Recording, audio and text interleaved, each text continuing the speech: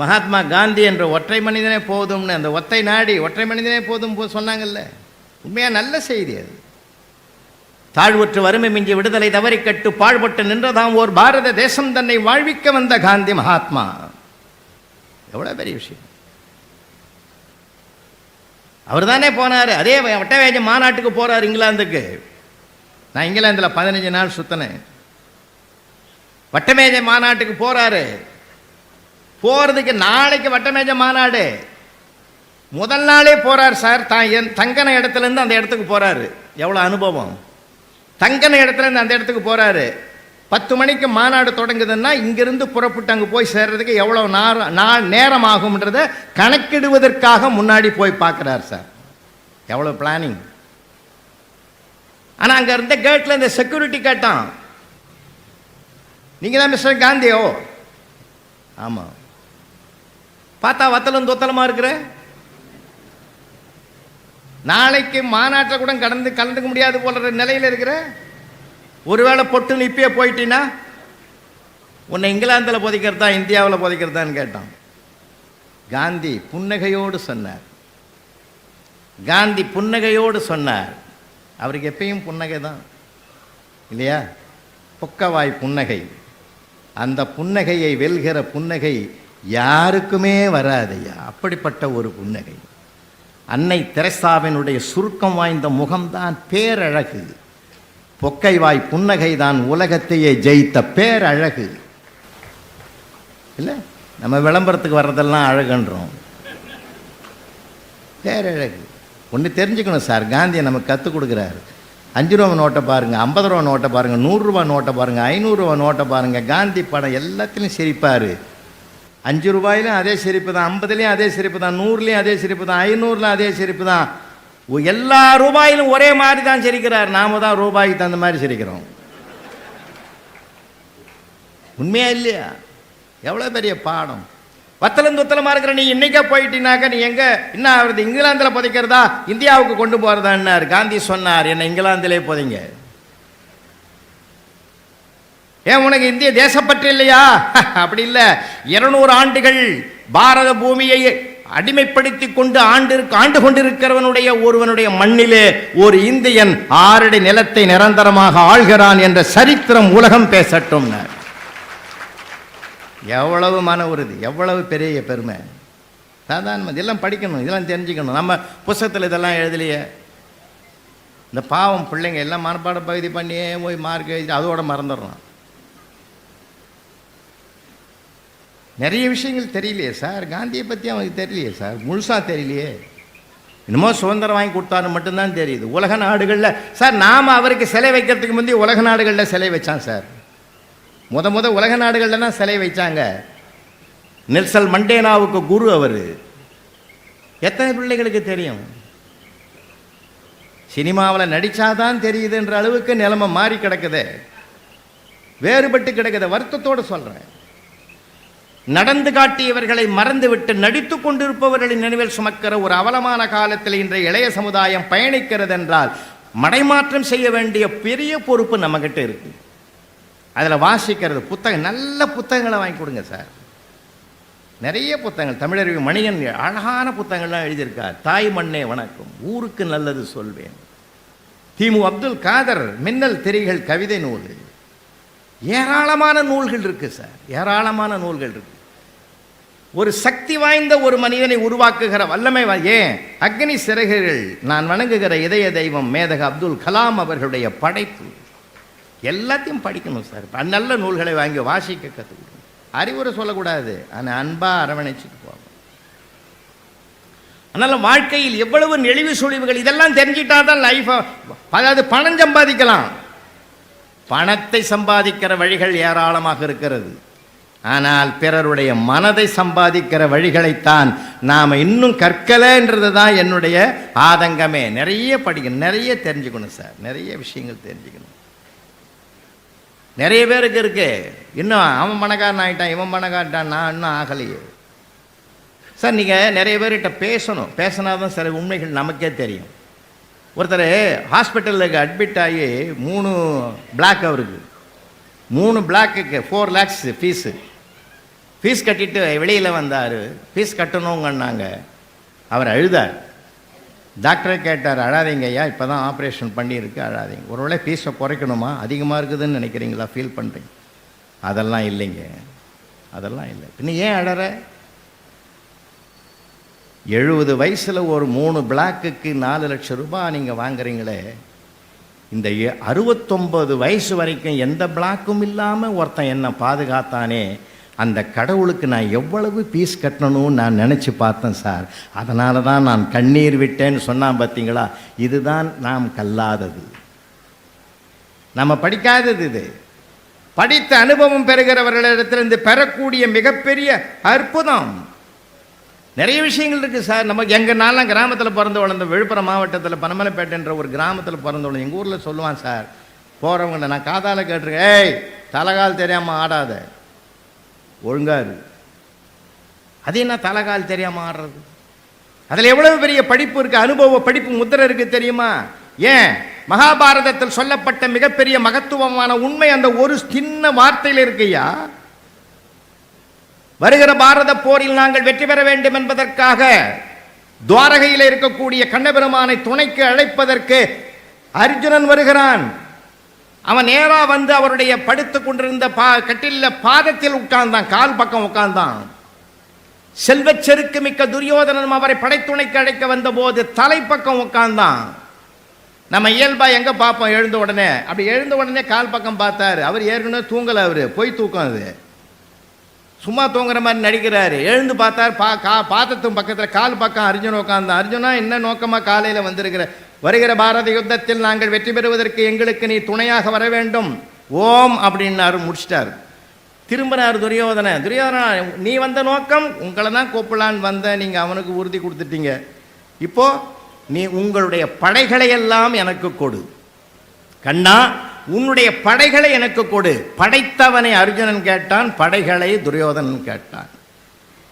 அவன் ஆணவத்தால தலைப்பக்கம் உட்கார்ந்தான், தோற்று போயிட்டான், அழிஞ்சிட்டான். கால் பக்கம் உட்கார்ந்தவன் கருணையோடு பாண்டவர்கள் ஜெயித்தார்கள். அதனால்தான் தலைகால் தெரியாத ஆடாதரான்னு கிராமத்தில் சொல்லி வச்சான்னா, எவ்வளோ பெரிய பாரத சிறப்பை என்ன அழகாக சொல்லி வச்சான்.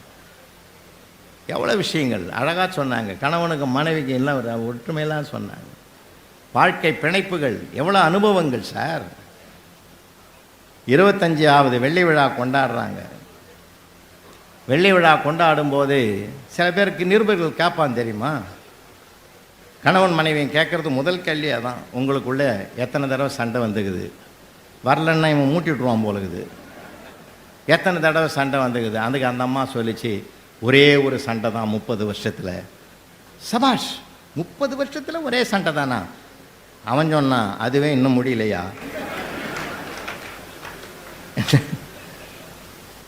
ஒரு தம்பதியை பார்த்து பேட்டி எடுத்தான் நிருபர். அந்த அம்மா சொல்லிச்சு, 25 வருஷத்தில் சண்டையே வந்தது இல்லைங்க, ஒருவர் பொறை இருவர் நட்பு, நாங்கள் லைஃப் அப்படி போயிட்டுருக்கு. சபாஷ், இது என்ன அப்படின்னு தெரிஞ்சு ஊருக்கு தெரிவிக்கலாமா பேப்பரில் பத்திரிகையில்? என்ன அதெல்லாம் வேணாம், நீ வேணால் தெரிஞ்சுக்கோ. 25 வருஷத்துக்கு முந்தைய எனக்கு கல்யாணம் ஆச்சு. எங்கள் மாமனார் ஒரு பெரிய குதிரை வியாபாரி. எங்கள் வீட்டுக்காரெலாம் குதிரை சவாரி செய்வார். எங்கள் அப்பாவும் குதிரை வியாபாரம் பண்ணவர் தான். எனக்கும் ஓட்ட தெரியும். எங்கள் மாமனார் கல்யாணத்தன்னைக்கு காலையில் முடிஞ்ச உடனே சாயந்தரமாக 2 பேரும் ஆளுக்கு ஒரு குதிரையில் போய் மலை பக்கமாக போய் பசுமையான இடத்துல உட்காந்து பேசிட்டு வாங்கன்னு சொல்லி அனுப்பிச்சார். அப்படியே போனோம். என் வீட்டுக்காரர் வந்த குதிரை போகும்போதே தடிக்கு கீழே விழுந்துட்டுது. அவரும் கீழே விழுந்துட்டார். என் முன்னாடி விழுந்தது அவமானமாக நினச்சி ஒரு சத்தம் போட்டார், ஒன்று எழுந்துருன்னாரு. எழுந்துருச்சு. அது கொஞ்சம் தூரம் போச்சு, படி ஏறுற மாதிரி ஒரு கல் மேலே ஏறி சறுக்கி கீழே விழுந்துட்டு 2ன்னு சத்தம் போட்டார்.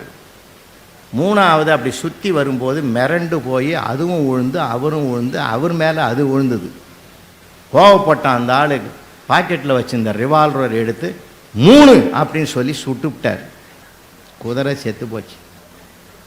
எனக்கு மனசு கேட்கல, வாயில்லாத ஜீவனை சுட்டுட்டீங்களே என்ன 1 அப்படின்னாரு.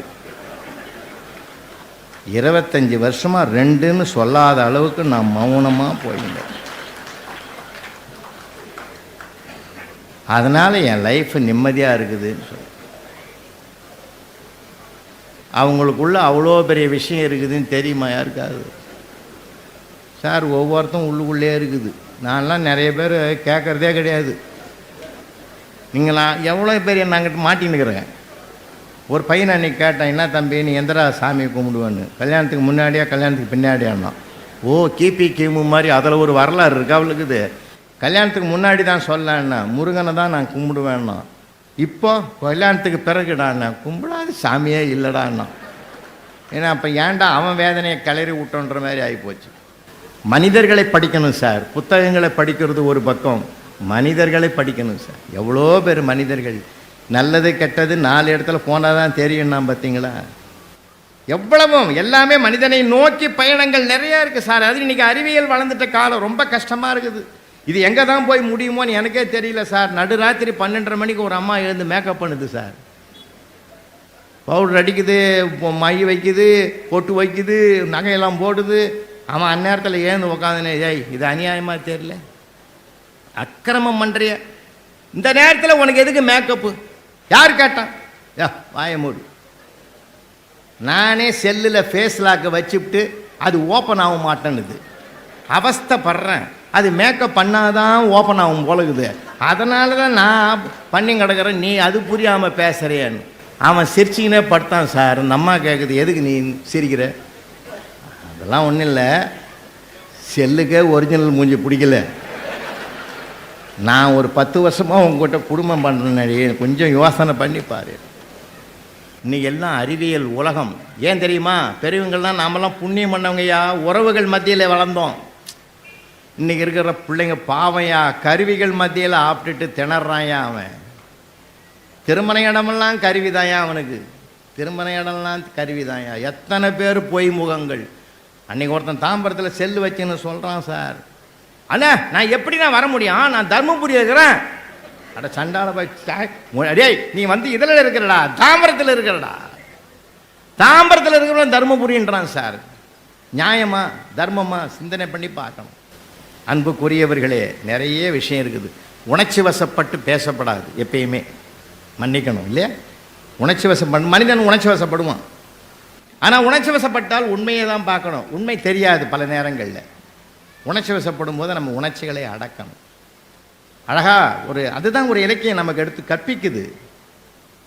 ஒரு பொற்கோல்லன் சிலம்பு திருடிய கல்வன் கிடைத்து விட்டான் என்ற வார்த்தையை கேட்ட மாத்திரத்தில் ஊடல் கொண்டு போகிற கோப்பெருந்தேவினுடைய ஊடலை தீர்ப்பதற்கு அது ஒரு வாயிலாக அமையும் என்று கொண்டு வா அவனை என்று சொல்வதற்கு பதிலாக கொன்று வா என்று நான் பிறழ்ந்து உணர்ச்சி வசப்பட்டு சொன்னதன் விளைவுதானே ஒரு குடும்பமே அழிந்தது. உணர்ச்சி வசப்படுகிற போது சில நேரங்களில் உண்மை தெரியாது. அதனால தான் டாக்டர்கிட்ட கூட நிதானமாக பேசுங்க, பொறுமையாக கேட்கணும், அவரை மூடு பார்த்து பேசணும். மனுஷனுடைய மூடு என்னமா இருக்குதுன்னு பார்க்கணும். அன்றைக்கி ஒருத்தன் பரபரப்பாக வந்து கேட்குறான், டாக்டர் நான் ஆப்ரேஷனுக்கு பிறகு எப்படி இருப்பேன்? நீ எப்படி இருப்ப? அவன் துண்டை காணான் துணியை காணான்னு ஓட்டான் சார். அவன் நல்ல வேலை இவர்கிட்ட நான் காட்டாமல் இருந்தது வரையும் சந்தோஷம் ஓட்டிட்டான் சார். அதனால் இன்றைக்கி உணர்ச்சி வசப்படுகிற போது உண்மை தெரியாது. நிறைய இலக்கியங்கள் நமக்கு சொல்லிக் கொடுக்குற பாடம். சொத்து வேண்டும் வேண்டும் என்று போராடினால் சொந்தங்கள் அழிந்துடுண்டா, எச்சரிக்கையா இரு. அதை கூட சமமாக விட்டு கொடுத்து போ, அனுசரித்து போ, தியாகம் பண்ணு அப்படின்ற உண்மையை எடுத்து சொல்கிறது தான் மகாபாரதம். சொத்தே வேணாம், சொத்தே வேணாம், இந்த உலகம்தான் எனக்கு உறவுன்னு போ, சொந்தங்கள் பெருகிக்கிட்டே வருண்டா. இதுதான் ராமாவதாரம், ராமாயணம். எவ்வளவு விஷயங்கள் நமக்கு கற்றுக் கொடுக்குது. நம்ம அது உள்ளிருக்கிற புதையலை நாம் எடுத்துக்கொள்ள வேண்டும் என்பதுதான் என்னுடைய தாழ்மையான கருத்து. தாழ்மையான கருத்து. வாழ்க்கையில் நாம் நினைக்கிறோம் எல்லாமே சரியா இருந்தோன்னு நினைக்கிறோம்.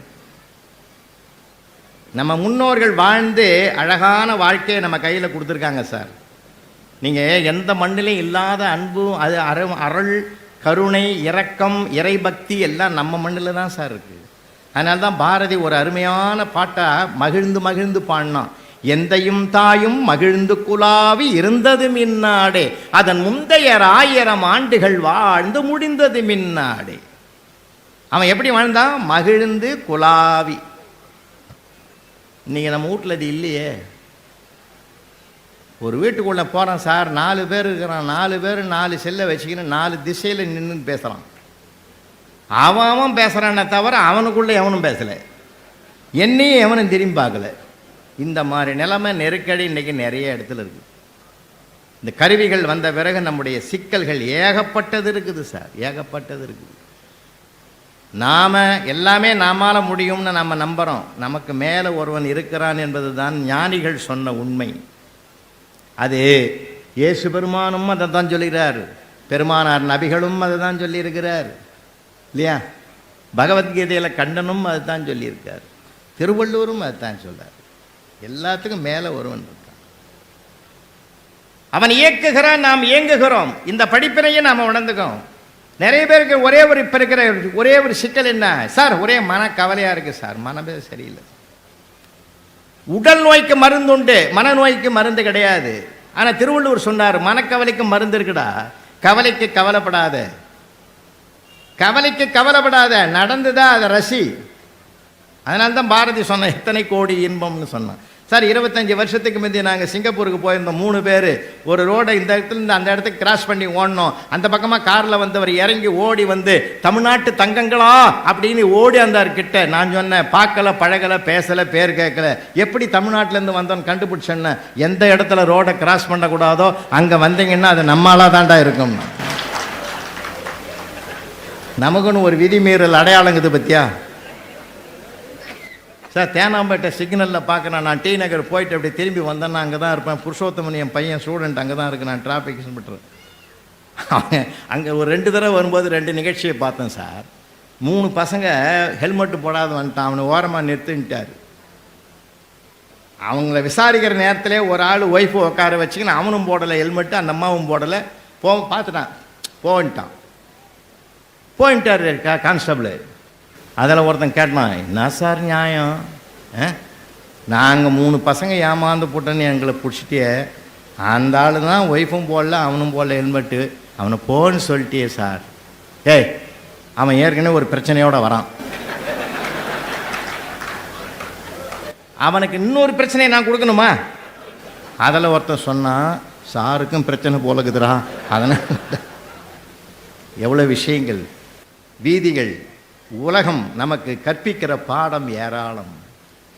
அதே சிக்னலில் பாருங்கள், நல்லா கவனிக்கிறீங்க, எல்லாருக்கும் பழக்கம் உண்டு. இதே தஞ்சாவூர்லேயும் அந்த பழக்கம் நீங்கள் பார்க்கலாம். Green signal, red signal, yellow signal 3 இருக்கும். அதையும் பார்க்கலன்னா தான் அதில் பக்கத்தில் எழுதியிருப்பான், நில் கவனி செல்லுன்னு எழுதியிருப்பான், அதையும் வேறு எழுதியிருப்பான். ஆனால் நீங்கள் பார்த்தீங்கன்னா காரெல்லாம் அமைதியாக இருக்கும் சார். ஆனால் பைக்கில் வச்சுங்கிறவங்கெல்லாம் அந்த ரைஸ் பண்ணிகிட்டே இருப்பாங்க, பார்த்தீங்களா? சும்மா இருக்க மாட்டாங்க, அவங்க கை சும்மா இருக்காது, ரைஸ் பண்ணிகிட்டே இருப்பான். நமக்கு காதே பிச்சை மாற மாதிரி இருக்கும். இந்த எல்லோ வந்ததும் போதும் பறக்கிறதுக்கு தயாராக இருப்பான், அப்படி புஷ்குன்னு உள்ளே போயிடுவான். அது க்ரீன் வர்றக்கூட இல்லை, சில பேர் போயிடுவான். அப்படி தான் ஒருத்தன் முன்னாடி போயிட்டான் சார், எல்லோ வந்த உடனே போயிட்டான். அவன் தான் நமக்கு ஒரு பண்பாடு, யாராவது ஒருத்தர் வழிகாட்டினா பின்னாடி போயிடும், யோசிக்க மாட்டோம். அவன் போன பிறகு ஒரு 5 பேர் பின்னாடி போயிட்டான் சார். அந்த பின்னாடி போன 5 பேரையும் டிராஃபிக் இன்ஸ்பெக்டர் ஓரம் கட்டிட்டார். அதெல்லாம் ஒருத்தன் கேட்டான், என்ன சார் அவன் அவ்வளோ ஃபாஸ்ட்டாக முதல்ல போனவனே அவன் தான், அவனை பிடிச்சி அவனை விட்டுட்டு என்ன பிடிக்கிறியா? டேய், அவரை எப்படா நாங்கள் பிடிக்க முடியும்? எங்கள் மார்க்கெட்டிங் எக்ஸிக்யூட்டிவே அவர் தான். டெய்லி ஒரு 10 தடவை இப்படி தான் முன்னாடி போவார், அவரை நம்பி 5 பேர் பின்னாடி போவான். கிட்டத்தட்ட ஒரு 10 தடவை ஒரு 50 கேஸை பிடிச்சி கொடுக்குறவனே அவன் தான்டா. அவனை போய் நாங்கள் அரெஸ்ட் பண்ணிட்டோன்னா எங்கள் தொழிலே போடும், போடா. அந்த 5 பேரும் ஆஃப் ஆயிட்டான் சார். அதில் ஒரு எதுக்குள்ளேயே என்ன இருக்குது கொஞ்சம் யோசிச்சு பார்க்கணும் சார். நிறைய விஷயங்கள் இருக்குது. அதனால் நம்ம இதெல்லாம் தேட முடியாது, படிக்க முடியாது, எந்த பாடத்திட்டத்திலையும் கிடையாது. இதெல்லாம் அனுபவங்கள். பிறப்பெனப்படுவது யாதெனக் கேட்டேன், பிறந்து பார் என்று இறைவன் சொன்னான். இறப்பெனப்படுவது யாதெனக் கேட்டேன், இறந்து பார் என்று இறைவன் சொன்னான். மனையாள் சுகம் யாதெனக் கேட்டேன், மணந்து பார் என்று இறைவன் சொன்னான். நட்பெனப்படுவது யாதெனக் கேட்டேன், பழகிப்பார் என்று இறைவன் சொன்னான். அனைத்தும் நான் அனுபவித்துத்தால் அறிய வேண்டும் என்றால் ஆண்டவனே நீ எதற்கு என்றேன். அந்த ஆண்டவன் சற்று அருகே வந்து அந்த அனுபவம் என்பதே நான் தான் என்றான். அனுபவத்தை கேட்கணும், அறிவை படிக்கணும். நம்ம எல்லாம் படிச்சுட்டோன்றது சின்ன கொஞ்சம் தான் ஐயா, கடுகளவு கூட இல்லையா. ஒரு கற்பனையாக இருந்தாலும் இந்த கருத்தை எடுத்துக்கங்க தயவு செஞ்சு. கற்பனை தான், கருத்தை எடுத்துக்குங்க. 35 வயசு பையனுடைய ஆயுசை முடிக்கிறதுக்கு யம தர்மராஜா மேலேருந்து வர்றாரு. கீழே வர்றார். கீழே வந்த உடனே அந்த பையனை பார்த்து மனசு கெட்டு போகுது. இந்த பையனையா கொண்டு போகிறது, இருந்தாலும் விதி முடியுது. இவன் அறிவுபூர்வமாக கேள்வி காப்பான்றதுனால ரெக்கார்டோட வந்துட்டார். அந்த ரெக்கார்டை சொல்லிட்டு பாரு, உனக்கு இதோட முடியுது, என்ன புறப்படு. அவன் சொன்னான், தமிழருக்கு ஒரு பண்பாடு உண்டு, எதிரியாக இருந்தாலும் உபசரிப்போம். பரவாயில்ல, என்னை கொண்டு போ, உட்காருன்னு சொல்லிட்டு உனக்கு என்ன கொடுக்குறதுன்னு யோசிச்சான். அவன் பக்கத்தில் இப்படி சுற்றி பார்த்தான். ஒரு நல்ல டாஸ்மாக் கடை இருந்தது. போனால் ஒரு 500 ml வாங்கியாந்து கொடுத்துட்டான். இது எங்கள் ஊர் பானகம், இதை சாப்பிடுன்னா. யமதர்மனும் குடிச்சிட்டாரு. அப்படியே சாஞ்சிட்டார். அந்த நேரம் பார்த்து ரெக்கார்டை எடுத்தான் நம்மாள். அன்னைக்கு அவன் பேரை எடுத்துட்டு 50 வருஷத்து ரெக்கார்டு அது. 50வது வருஷம் கடைசியில் அவன் பேரை எழுதிட்டான். ஏன்னா செக் பண்ண போகிறான்னு. யமதர்மம் 1 மணி நேரத்தில் போதெல்லாம் தெளிஞ்சு, மானுடா, இதுபோல் அமுதத்தை எங்கள் லோகத்தில் கூட நான் பார்த்தது கிடையாது. அவன் சொன்னான், இதை அறிந்துதான் பல பேர் உங்கள் லோகத்துக்கே வருகிறார்கள் அப்படின்னு இவன் சொன்னான். சொல்லிட்டு, சரி மானுடா, இவ்வளவு நன்றி விசுவாசத்தோடு இருக்கிறவனுக்கு நானும் நன்றியோடு இருக்க வேண்டும் அல்லவா? இன்றிலிருந்து நான் மேலிருந்து வரல, கீழிருந்து பேர் எடுக்கிறேன்டான். முடிஞ்சு போச்சா சார்? அதனால் நமக்கு மேலே ஒன்று இருக்குது, எல்லாம் நம்ம விட மீறி ஒன்று நடக்குது. நம்ம மனசு நம்மகிட்டே இருக்கணும் சார். எதுக்கும் ஒரு மண்பானையை பார்த்து ஒருத்தன் ஒரு ஞானி கேட்குறார். ஒரு மண்பானையை பார்த்து ஞானி கேட்குறார், நீ எப்பொழுதும் குளிர்ச்சியாக இருக்கிறாய், கோடையிலும் குளிர்ச்சியாக இருக்கிறாய், குளிர்காலத்திலும் குளிர்ச்சியாக இருக்கிறாய், எப்படி? மண்பானை சொன்னது, என் முதலும் மண்தான், என் முடிவும் மண்தான். முதலும் முடிவும் அறிந்து காரணத்தினால் நான் அமைதியாக இருக்கிறேன், அதனால் எப்போதும் குளிர்ச்சியாக இருக்கிறேன். ரொம்ப ரொம்ப சிரமமான உலகத்தில் நாம் வாழ்ந்துக்கிட்டு இருக்கோம் இப்போ. அதனால் பிறர் மனதை வெல்வது எப்படி? சில அருமையான விஷயங்கள்லாம் இருக்கு. குறைஞ்சபட்சம் மனைவியை கணவனை மதிப்பதும் கணவன் மனைவியை மதிப்பதும் ஒருவருக்கு ஒருவர். சார், இந்த நம்முடைய வேதங்களில் என்ன அழகா சொல்லுது தெரியுமா? அன்பும் அறனும் உடைத்தாயின் இல்வாழ்க்கை பண்பும் பயனும் அதுன்னு வாழ்க்கை அனுபவத்தை சொல்லுது. கணவனும் மனைவியும் எப்படி இருக்க வேண்டும் என்று குரானில் வருகிற வாசகம். பெருமானார் நபிகள் நாயகம் சொல்லுகிறார், ஒருவருக்கு ஒருவர் ஆடையாக இருங்கள். எவ்வளவு பெரிய தத்துவம் தெரியுமா? அதை வச்சே 2 மணி நேரம் பேசலாம். ஒருவருக்கு ஒருவர் ஆடையாக இருங்கள்.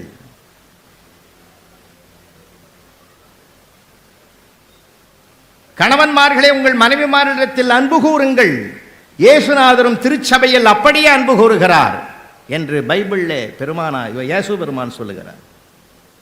எல்லாருமே வாழ்வதற்காக வழிகாட்டி இருக்கிறார்கள். மண்ணில் நல்ல வண்ணம் வாழலாம் வைகளும் எண்ணில் நல்ல கதிக்கு யாதும் ஓர் குறைவிலை கண்ணில் நல்ல அகுதுரும் கழுமல வளநகர் பெண்ணின் நல்லாருடன் பெருந்தகை இருந்ததே என்று ஞானசம்பந்த பெருமானம் அந்த மனவாழ்த்து பாடலை மையப்படுத்தி இந்த வையகத்துக்கு தந்திருக்கிறார் என்றால் வாழ்க்கை சுகமான பயணம், சுமை அல்ல. அதைத்தான் நம்ம இன்னும் கற்கணும், இன்னும் வாழ்க்கையை கற்கணும். வாழ்வதற்கு கற்றுக்கொண்டிருக்கிறோம், ஆனால் வாழ்க்கையை இன்னும் கற்கவில்லை. படிக்கணும், நிறைய படிக்கணும். மீண்டும் நினைவுபடுத்துகிறேன், தாய் தந்தையரை முதல்ல வணங்கிறதுக்குரிய பண்பாட்டை பிள்ளைகள் சொல்லிக் கொடுப்போம். நம்ம காலகாலமாக சொல்கிறோம், தாயிற் சிறந்த கோவில் இல்லை, தந்தை சொல் மிக்க மந்திரம் இல்லை, அன்னையும் விதாவும் முன்னறி தெய்வம் ஆலயம் தொழுவது சாலமும் நன்று. ரைட்டு, அது மனப்பாடம் பண்ணுறதுக்கு இல்லை, மனசில் நிறுத்தி செயல்பட வேண்டிய சிறப்பு அது. அதை நம்ம பிள்ளைகளுக்கு வருங்காலத்திலேயாவது அவனுக்கு சொல்லிக் கொடுப்போம். ஓடிடுறானே சார் விட்டுட்டு.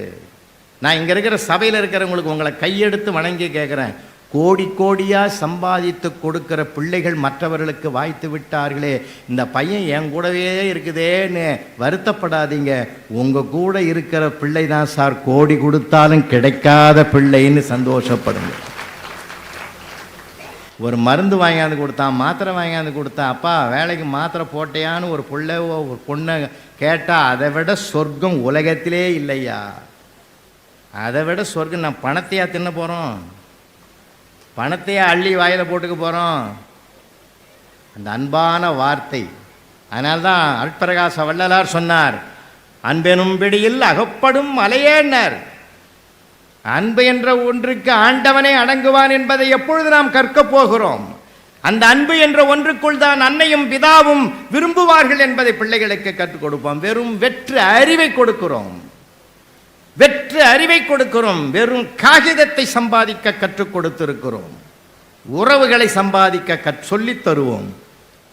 அன்பு என்பதுதான் உலகை ஆளக்கூடியது என்பதை அவனுக்கு நினைவுபடுத்துவோம். அவனுடைய மனதை வளமாக்குவதற்கு வேண்டிய சிறப்புகளை சொல்லிக் கொடுப்போம். அந்த ஒரு பாதையை அவர்களுக்கு திறந்து வைத்தால் வருங்கால சந்ததிகள் மிக உண்மையிலேயே, என் பாட்டனும் பூட்டனும் பல்வேறு பழமரங்களை நட்டார்கள், ஆனால் அவர்கள் அனுபவிக்கவில்லை, பாதுகாப்பாக வளர்த்தார்கள். இன்றைக்கு அந்த பயனை நாம் அனுபவிக்கிறோம். வருங்கால சந்ததிக்கு நாம் எதை உருவாக்கி இருக்கிறோம் என்ற ஒரு கேள்வியை நமக்குள் எழுகிற போது அவனை குறைந்தபட்சம் மனிதனாக வாழ்வதற்கு, மற்றவர்களோடு இணைந்து வாழ்வதற்கு, மகிழ்ச்சியோடு வாழ்வதற்கு. நிறைய பேர் பணத்தை சம்பாதிக்கிறான் சார், மாட மாளிகைகள் கட்டுறான் சார், எல்லாமே கட்டுறான். அன்னைக்கு கூட ஒருத்தர் கேட்குறாரு, பேங்க்ல இருந்த ஆபீசர் கேட்குறாரு, ஏண்டா வீடு கட்டும்போது அவ்வளோ சந்தோஷமா கட்டின, இஎம்ஐ கட்டும்போது இவ்வளோ கஷ்டப்படுற? சார் என்ன சார், கொத்தனார், சித்தாள், பிளம்பரு, எலக்ட்ரீஷியனு, சூப்பர்வைசரு எல்லாம் சேர்ந்து கட்டினான் சார். கட்டும்போது இஎம்ஐ நான் மட்டும்தான் சார் கட்டுறேன். அவன் வருத்தான் அவனுக்கு. உலகம் எப்படி போகுது பார்த்தீங்களா? பேராசை. ஆசை இருக்கணும், ஆசை அளவோடு இருக்கணும். அதை நம்ம சொல்லிக் கொடுப்போம் பிள்ளைகளுக்கு. அறிவு நிறையா இருக்குது சார், ஆற்றல் நிறையா இருக்குது சார். வானமண்டலத்தை எட்டுகிற அளவுக்கு விஞ்ஞானம் வளர்ந்து விட்டால் மட்டும் போதாது. தரையில் இருக்கிற உன் உறவுகளோடு அவன் மனதை எட்டி பிடிக்கிற மார்க்கத்தை இனி நாம் கற்க வேண்டிய அவசியத்தில் இன்றைக்கு இருக்கிறோம் என்றால், அன்பானவர்களே, மீண்டும் உங்களுக்கு அன்போடு வணங்கி கேட்கிறேன். தகுதி மிகுந்த பெரியவர்கள் நிறைந்திருக்கிறீர்கள். ஒருவரை மாற்றுங்கள் போதும். நிறைய பேரை மாற்றணும்னு அவசியமே இல்லை, ஒருவரை மாற்றுங்கள். ஒரே ஒருவரை மாற்றிவிட்டாலே போதும். அந்த ஒருவர் இன்னொருவரை மாற்றுவதற்கு தயாராகிவிட்டால் ஒவ்வொன்றாக மாறிக்கொண்டே வரும். நாம் நினைத்த ஒரு மாற்றம் ஒரு காலகட்டத்தில் மிக ஒரு உச்சமான எல்லையை தொடும் என்றால், இன்றைக்கு உலகம் மாறுபட்டும் வேறுபட்டும் யாருக்கும் எதுவும் எப்படியாக போனாலும் நான் வாழ்ந்தால் போதும் என்ற சுயநலம் பெருகி இருக்கிற இந்த காலகட்டத்தில் பொதுநலம் குறுகிவிட்டது. முல்லைக்கு தேரும் மயிலுக்கு போர்வையும் கொடுத்த மன்னர்கள் வாழ்ந்த மண்ணு இந்த மண்ணு இல்லையா? கடைக்கோடி மனிதனுக்கும் எல்லாம் போய் சேர வேண்டும் என்று திட்டமிட்டு செயல்படுத்திய பெரிய அரசியல் ஞானிகள் வாழ்ந்த மண்ணு இந்த மண்ணு. அதை மீண்டும் செயல்படுத்துவதற்கு நாம் உறுதுணையாக இருப்போம், கை கொடுத்து உதவுவோம். நம்ம குறைஞ்சபட்சம் நம்ம வீட்டுக்குள்ளேயாவது அந்த அன்பை போதிப்போம், அன்போடு நாம் நடப்போம். சொல்லுவதை விட அதை செயல்படுத்தி காட்டுவதில் நாம் முன்னிற்போம். அப்படி முன்னிற்கிற போதுதான் எல்லாமே நம்மால் செயல்படுத்த முடியும். நாம் ஒரு உதாரணமாக இருப்போம். ஏன்னா அதுக்கு நான் உங்களே ஒன்று கேட்குறேன். எல்லாம் குறைகளாக இருந்தாலும் அவன் தென்கட்சி சுவாமிநாதன், நம்முடைய வணக்கத்திற்குரிய அறிஞர் தென்கட்சி சுவாமிநாதன் அவர்களோடு நான் பலமுறை பல ஆண்டுகள் பயணம் செய்திருக்கிறேன். ஐயா அவர்களும் நானும் ஒரு சிற்றூர் கிராமத்தில் எதுக்கு போயிருந்தேன் தெரியுமா? அமரர் ஊர்தி, இறந்தவனை சுமக்கிற வண்டி இருக்குதுல்ல, அந்த வண்டியை அந்த ஊரில் வாங்கிட்டான். இந்த வண்டியை அந்த ஊர் பிரசிடெண்ட்டுக்கிட்ட வாழ்த்தி கொடுக்கணும். இதுக்கு ஐயாவும் நானும் போயிருந்தோம். நான் சொன்னேன், நிலைமையை புரிஞ்சுக்கினேன், எனக்கு அந்த பக்குவம் கிடையாது, நான் முதல்ல எல்லாத்தையும் பேசிட்டு வந்துடுறேன் அப்படின்னு. நீ கெட்டிக்காரன்டான்னாரு. அப்புறம் ஐயா பேசினார், பசுமையாக இருக்குது என் கண்ணில். அவர் சொன்னார், இந்த ஊரை நம்பி இந்த வண்டியை வாங்கிட்டாங்க, எல்லாரும் பயன்படுத்திங்கன்னு சொன்னால் நல்லா இருக்காது. யார் யாருக்கு எப்பப்போ தேவையோ அப்பப்போ பயன்படுத்திங்க. பயன்படுத்தாமல் இருந்தாலும் துரு பிடிச்சிரும். தேவையான போது பயன்படுத்திங்கன்னு இதை ஊராட்சி தலைவர்கிட்ட ஒப்படைக்கிறேன்னு சொன்னார் சார். எவ்வளவு அனுபவம் இருந்தால், பழுத்த ஞானம் இருந்தால் அந்த வார்த்தைகள் வந்திருக்கும் பார்த்தீங்களா? அதைத்தான் நான் சொல்கிறது. நீங்கள் ஏதோ சொல்லிட்டாரு கை தட்டணும், சரி, அதை நம்ம உள் வாங்கணும். என்ன அழகு!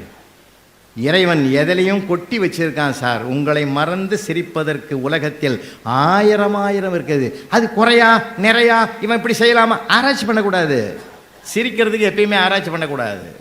தாம்பரத்தில் சிக்னலில் ஒருத்தன் ஃபுல் பாட்டில் குடிச்சுட்டு அப்படியே வெறும் காலி பாட்டில் வச்சுக்கின்னு தள்ளாடுறான் சார். ஸ்டெப்பு கூட எடுத்து வைக்க முடியல. டிராஃபிக் இன்ஸ்பெக்டரை பிடிச்சி இழுக்கிறாரு, அப்போ கூட நவர மாட்டுறான் சார். சண்டா, ஏண்டா எப்படி குடிச்சிட்டு நிற்கிறியாடா, காசு கொடுத்து நீ தானே வாங்கின, வீட்டில் உட்காந்து தனியாக அப்பப்போ கொஞ்சம் கொஞ்சமாக குடிச்சிருக்கலாம்ல, மொத்தத்தையும் குடிச்சுவிட்டு வந்து என் உயிரை வாங்குறிய. இழுக்கிறாரு, வரமாட்டான்றான், இழுக்கிறாரு, வரமாட்டான்றான். டிராஃபிக்கே ஜாம் ஆகுதுராடே, ஏன்டா அப்படி படுத்துறேன்னாரு. குடிக்க வேண்டிய கட்டாயம் வந்துடுது சார். என்னடா கட்டாயம்? மூடி தொலைஞ்சு போச்சு சார்.